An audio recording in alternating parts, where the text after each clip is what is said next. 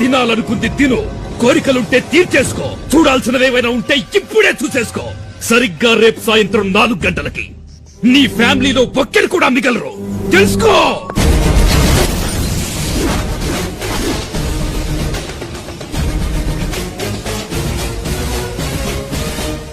రేయ్, నా ఒక్కడి కోసం ఇంతమందిని వెంటేసుకొచ్చావు. ఈ ఒక్కడే వందలాది పాకిస్తాన్ శత్రు సైన్యాన్ని చీల్చి చెండాడాడు. అది నువ్వు తెలుసుకో. నీ మంచిగా చెప్తున్నాను.